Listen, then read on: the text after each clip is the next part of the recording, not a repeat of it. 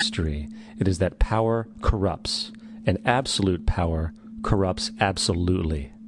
This is Aaron Russo, a filmmaker and former politician. To his left is Nicholas Rockefeller of the infamous Rockefeller banking and business dynasty. After maintaining a close friendship with Nicholas Rockefeller, Aaron eventually ended the relationship, appalled by what he had learned about the Rockefellers and their ambitions. I got a call one day from an attorney woman I knew, and she said, "Would you like to meet one of the Rockefellers?" I said, "Sure, I'd love to." And we became friends, and he began to divulge a lot of things to me.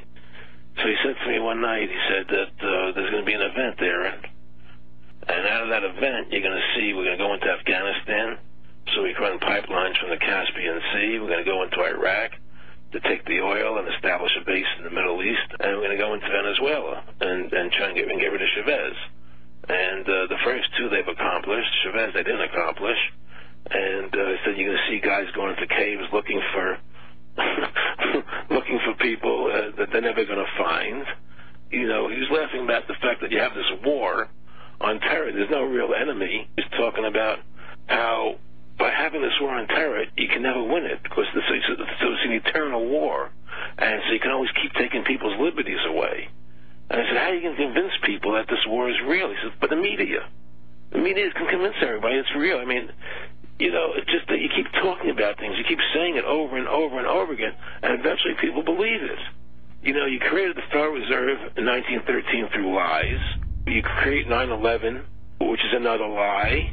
Through 9/11, you're fighting a war on terror, and now all of a sudden you go into Iraq, which was another lie, and now they're going to do Iran.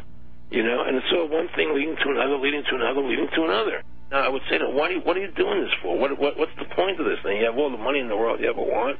You have all the power. I said, you know, you're hurting people. It's not a good thing. And he would say, what do you care about the people for? Take care of yourself and you take care of your family. And then I said to him, what are the ultimate goals here? He said, the ultimate goal is to get everybody in this world chipped with the RFID chip and have all money be on those chips and everything on those chips. And if anybody wants to protest what we do or violate what we want, we just turn off their chip. That's right, microchipped.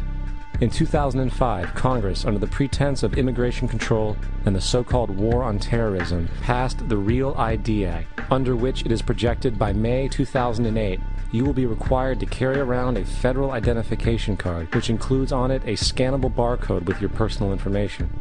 However, this barcode is only an intermediary step before the card is equipped with a VeriChip RFID tracking module, which will use radio frequencies to track your every move on the planet.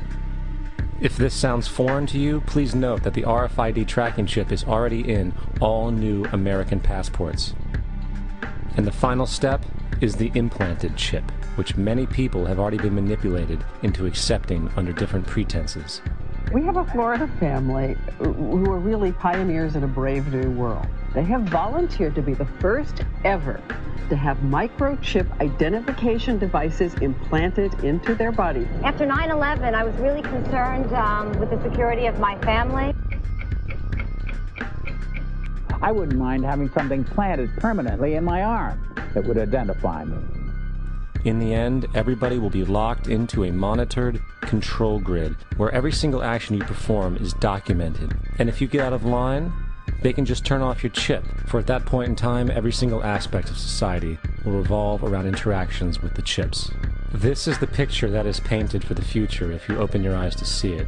A centralized one-world economy where everyone's moves and everyone's transactions are tracked and monitored, all rights removed. The most incredible aspect of all.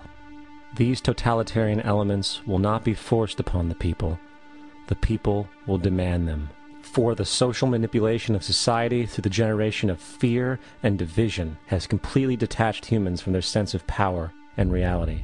A process which has been going on for centuries, if not millennia. Religion, patriotism, race, wealth, class, and every other form of arbitrary, separatist identification and thus conceit has served to create a controlled population, utterly malleable in the hands of the few. Divide and conquer is the motto, and as long as people continue to see themselves as separate from everything else, they lend themselves to being completely enslaved.